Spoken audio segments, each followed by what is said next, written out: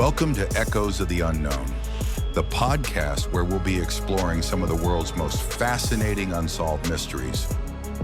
I'm Jack Montgomery, and today we're looking back at one of the strangest, most inexplicable events in television history. A moment when reality was hijacked, literally, and no one has ever figured out who did it or why. This is the story of the Max Headroom Signal Hijacking, one of the most famous, and certainly the most bizarre, TV broadcast intrusions that has ever taken place.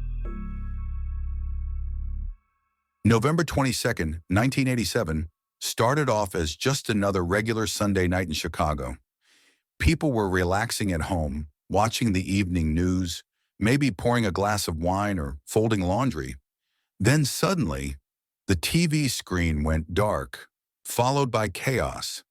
Television viewers in the city witnessed one of broadcasting's most bizarre and still unsolved mysteries. This audacious breach of television security occurred not once, but twice in a single evening, leaving investigators and viewers baffled for decades to come. The incident demonstrated both technical sophistication and puzzling motivations that remain unexplained to this day.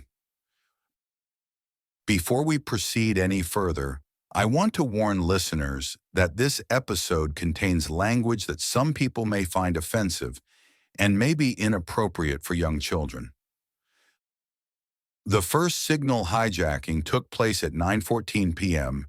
during WGN Channel 9's sports segment on the 9 o'clock news. Midway through a report about the day's Chicago Bears game, home viewers' TV screens went black for about 15 seconds. Sports anchor Dan Roan's broadcast was then suddenly interrupted by a person wearing a Max Headroom mask, the distinctive character known from 1980s Pepsi commercials and his own TV show.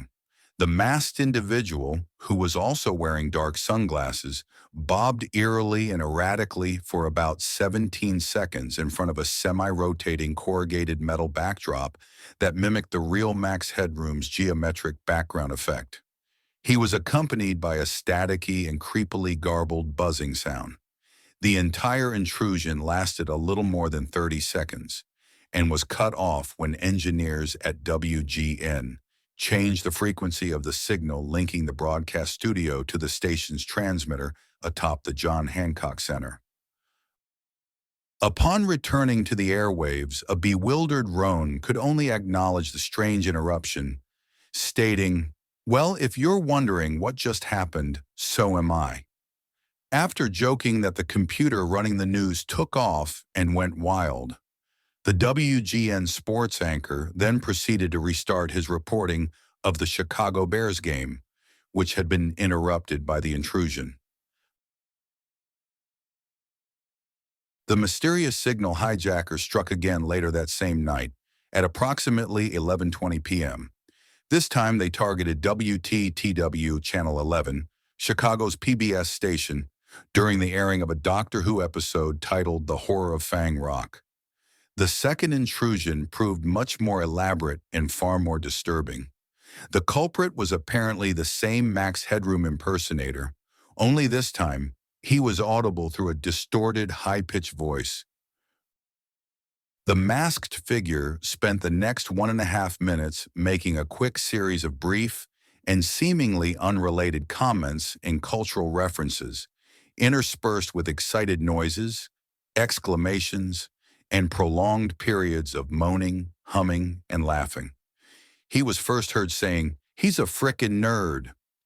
He," and then, referring to a WGN sportscaster, said, "I'm sorry, I think I'm better than Chuck Swirsky. Frickin' liberal." Laughing and moaning, he went on to say, "Oh, ho, ho, Jesus. Oh, ho, ho, ho, ho." He then held up a can of Pepsi while saying, "Catch the wave," a reference to the Catch the Wave slogan from a recent ad campaign for Coca-Cola featuring the real Max Headroom. He then made an obscene gesture by holding up his middle finger near the camera with what appeared to be a rubber extension on his finger. After some more random moaning, the masked figure sang the phrase, "Your love is fading," and dropped the Pepsi can on the floor. He hummed part of the theme song to the 1959 animated series Clutch Cargo and said, "I still see the X," a reference to the last episode of that show. At one point, he feigned defecation as viewers heard the sound of something wet hitting the floor. He whined, "Oh, my piles! Oh, I just laid a giant masterpiece for all the greatest world newspaper nerds." WGN's call letters stand for World's Greatest Newspaper. After more laughing and moaning, the masked individual put a large knitted glove on his left hand while saying, "My brother's wearing the other one, but it's dirty. Looks like it's got footprints on it." He then was seen mostly off-screen to the left, with his partially exposed buttocks visible from the side, while a female figure wearing a French maid costume, whose face was hidden, appeared on the right edge of the frame. The male figure briefly held the Max Headroom mask in view while crying out, "Oh no, I know they're coming to get me." The signal hijacking culminated in an even more bizarre scene when the French maid ordered Max to "bend over, bitch," and began spanking him with a fly swatter as he cried out, "Oh, make it stop." The image faded into static and a dark screen for several seconds, and then viewers were returned to the Doctor Who broadcast. The total incident lasted about 90 seconds. The broadcast intrusion was achieved by sending a more powerful microwave transmission to the station broadcast towers than the stations were sending themselves, triggering a capture effect. Experts have said that the stunt required extensive technical expertise and a significant amount of transmitting power, and that the pirate broadcast likely originated from somewhere in the line of sight of both stations' broadcast towers, which were atop two tall buildings in downtown Chicago. While the prank was extremely difficult to accomplish in 1987, it became almost impossible to replicate after American television stations switched from analog to digital signals in 2009. The technical sophistication required for these hijackings was remarkable. This wasn't simple camera work. It required expensive equipment, technical expertise, and physical proximity to broadcast towers. The perpetrators needed a powerful microwave transmitter, knowledge of the station's uplink frequency, and the ability to overpower legitimate TV signals with their own pirate transmission. WGN's engineers managed to quickly shut down the first intrusion due to better monitoring equipment, but PBS lacked similar real-time resources, allowing the second attack to continue unimpeded. The Federal Communications Commission launched an immediate investigation of the signal hijacking, but faced significant challenges. The brief duration of the intrusions, particularly the second one occurring during late-night hours, made signal triangulation impossible. Despite the federal nature of the crime, an FCC official was quoted in news reporting saying that perpetrators faced a maximum fine of $100,000 and up to a year in prison. No suspects were ever identified and no equipment was ever recovered. However, since the 5-year statute of limitations passed in 1992, the people responsible for the intrusion would no longer face criminal punishment should their identities be revealed today. Remarkably, after more than 35 years, no one has ever claimed responsibility for this incident. To this day, the meaning behind the hijacking and the identities of the perpetrators remain a real mystery. Multiple theories have emerged over the decades. Some suggest it was an inside job by disgruntled broadcast employees with access to necessary equipment and technical knowledge. Others speculate it was carried out by early hackers known as phreakers, who specialize in exploring and manipulating telecommunication systems.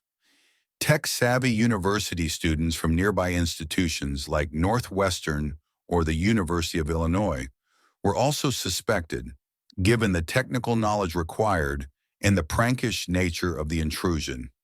Some people think it was an anti-corporate statement, using Max Headroom, himself a symbol of commercial media, to mock television and consumerism.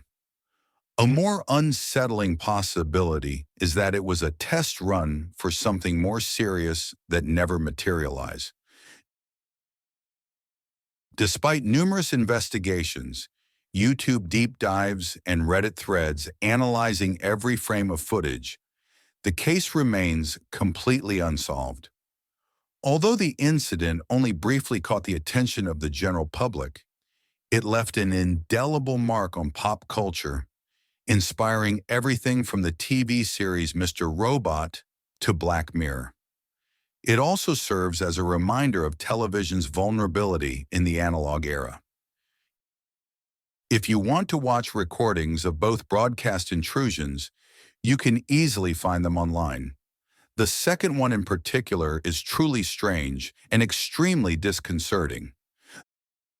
The bizarre Max Headroom Signal Hijacking stands as a unique moment in broadcasting history. A bloodless crime that nonetheless captured public imagination and exposed the fragility of media networks. While no one was physically harmed, it demonstrated how a technically skilled individual or group could briefly seize control of the airwaves, leaving behind an enduring mystery that continues to intrigue people decades later. The complete silence of the perpetrators, despite the passage of time and the fact that the statute of limitations expired long ago, only adds to the mystique of this legendary broadcast intrusion. Thank you for listening to today's episode of Echoes of the Unknown. If you enjoyed this story, please don't forget to subscribe, leave a review, and share with fellow mystery lovers. Until next time, stay curious, stay vigilant, and remember, a question without answers is a story that remains unfinished.